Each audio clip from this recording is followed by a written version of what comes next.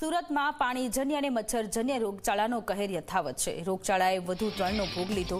7 વર્ષની બાળકી અને 12મા ધોરણના વિદ્યાર્થીનું મૃત્યુ થયું। 65 વર્ષીય વૃદ્ધ મહિલાનું ઝાડા ઉલટીમાં મૃત્યુ થયું।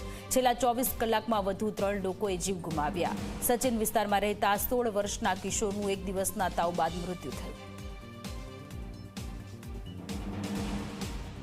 છેલ્લા 24 કલાકમાં સુરત શહેરમાં 3 લોકોના કરુણ મોત નીપજ્યા છે। સુરત શહેરમાં રોગચાળાના કહેરની સાથે રોગચાળાના મોતના જે આંકડા છે તે સતત વધી રહ્યા છે। ખાસ કરીને વાત કરીએ તો સુરત નવી સિવિલ હોસ્પિટલના સીધા દ્રશ્ય છે, જ્યાં જે રીતે રોગચાળાનું પ્રમાણ વધી રહ્યું છે। ત્યારબાદ આપ જોઈ શકો છો જે નાના બાળકોની જે ઓપીડી છે તે હાઉસફુલ અહીં જોવા મળી રહી છે।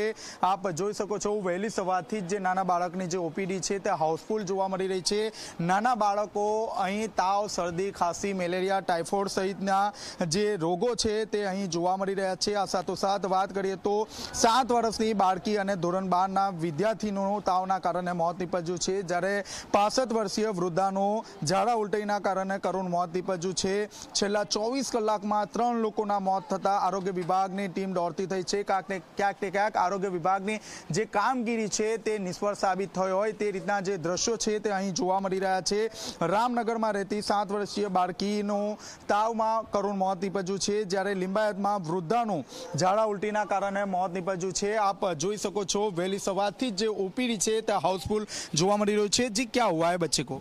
इसको सर्दी खांसी हो गया है, कल से थोड़ा बुखार है, निमोनिया का लक्षण थोड़ा थोड़ा इसको पहले से कल से ही हुआ है।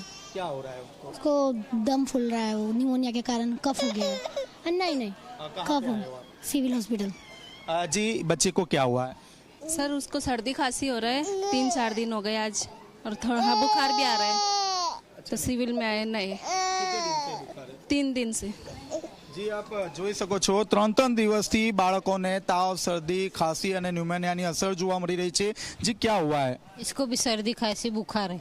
कितने दिनों से आ रहा है? अभी 2-3 दिन से। अच्छा नहीं हुआ? हाँ, कहाँ पे दिखाने? यहीं पे दिखाए थे सिविल, लेकिन अच्छा नहीं हुआ। हाँ, फिर दूसरी बार आए।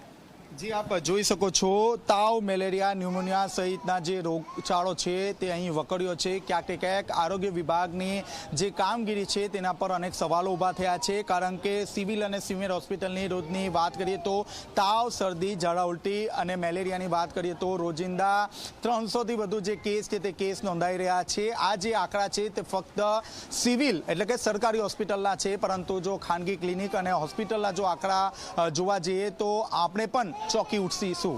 કેમેરામેન વિજય બેસાણે સાથે ચેતન પટેલ, ઝી મીડિયા, સુરત।